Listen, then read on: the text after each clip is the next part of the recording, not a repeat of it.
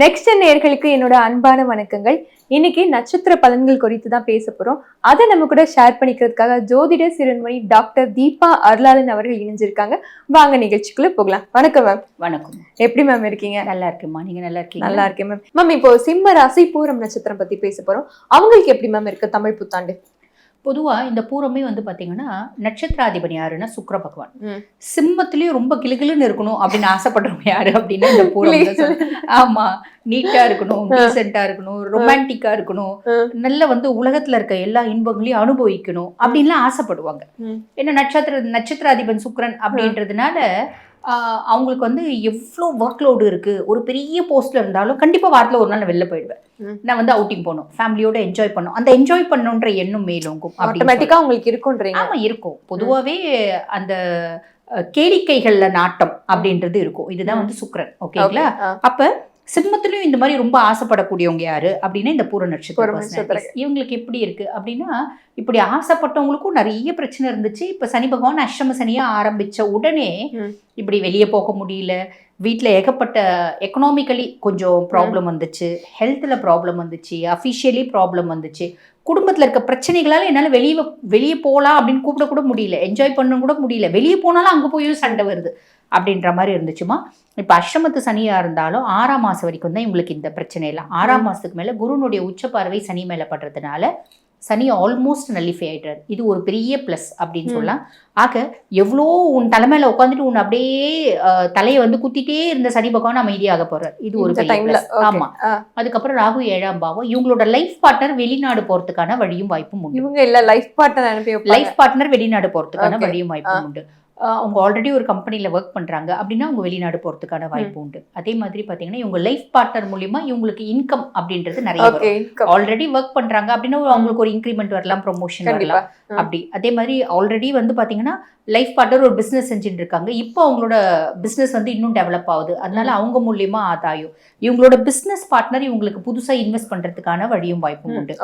Life பார்ட்னரோட ஹெல்த்ல கொஞ்சம் கவனம் தேவைம்மா 6ஆம் மாதத்துக்கு மேலே. ஏன்னா அவங்களுக்கு மருத்துவ செலவு அப்படின்றது வரதுக்கு, இன்ஃபெக்ஷியஸ் டிசார்டர்ஸ் வரதுக்கு வாய்ப்பு உண்டு. என்ன லைஃப் பார்ட்னர் 6ஆம் மாதத்துக்கு மேலே முதல்ல பேசுறதை விட இன்னும் 10 மடங்கு பேசுவாங்க. விட்டு கொடுத்துட்டு போயிடுங்க, அவ்வளோதான். விட்டு கொடுக்கல அப்படின்னா ஃபேமிலியில் ஒரு பிளவு அப்படின்றது வரும், கேப் வரதுக்கு வாய்ப்பு உண்டு. ஸோ அதனால நானே எப்போ கழிச்சு கட்டலான்னு பார்த்துட்டு இருக்கேன் அப்படின்னா நீங்களும் பேசலாம், பேசிடலாம். இல்லைன்னா இல்ல வாழ்க்கை வேணும்னா அமைதியா இருக்கு, வேணும்னா அமைதியா இருக்கணும், வேற வேணும்னா. ஆமா, இப்போ நம்ம எல்லாருக்கிட்டையும் அப்படித்தானே சொல்ல எல்லாரும். கண்டிப்பா இப்போ யாரா இருந்தாலும் என் லைஃப் பார்ட்னர் எனக்கு வேணும்னு நினைச்சாதான் நான் அமைதியா இருக்க போறேன். நானே அது ரொம்ப நாளா என்ன இம்சை கொட்டிட்டு இருக்குது, அவுத்து விடலாம்னு நினைக்கிறேன், கழட்டி விடலாம்னு நினைக்கிறேன்னா அது கவலைப்பட வேண்டியது.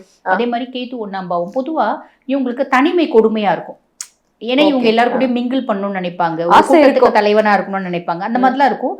நம்ம தான் கெத்தா இருக்கணும்னு நினைப்பாங்க. இப்போ இந்த காலகட்டம் கம்ப்ளீட் சோஷியல் வித்ட்ராயல் அப்படின்னு இருக்கும்.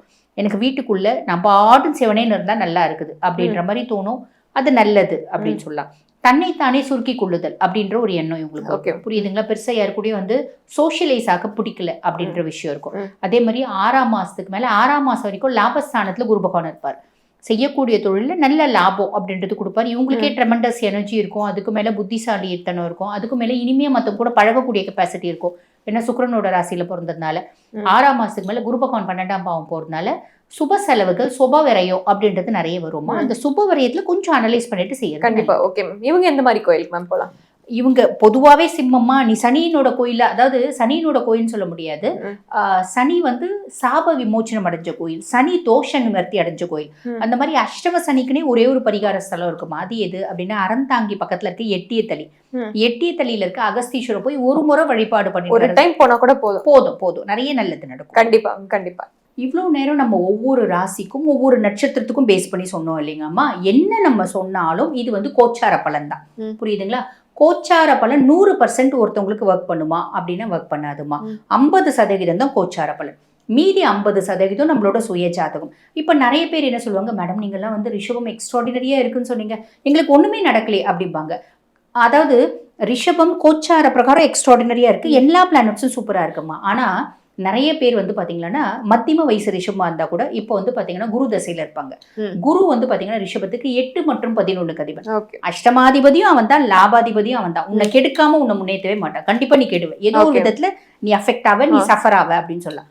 அதுக்கும் மேல இப்ப ரிஷபத்தை பேஸ் பண்ணி சொல்றேன்னு வச்சுக்கோங்களேன், அதுக்கும் மேல ரிஷபம் சூப்பரா இருக்கு. ஆனா உங்க சுய ஜாதகத்துல சனி தசையில இருப்பாங்க. சனி சுய ஜாதகத்துல எங்க இருக்கான் அப்படின்னா 7ல இருப்பான். 7ல இருப்பான்னா இந்த காலகட்டம் கணவன் மனைவிக்கு பெரிய சண்டை வந்து 2 பேரும் பிரியக்கூடிய சூழ்நிலை வரும். என்ன எல்லாம் ரிஷபம் சூப்பரா இருக்குன்னு ஒரு ஜோதிடர் இல்லாம சொல்றீங்க. நானும் என் கணவரும் பிரிஞ்சே போயிட்டோமே.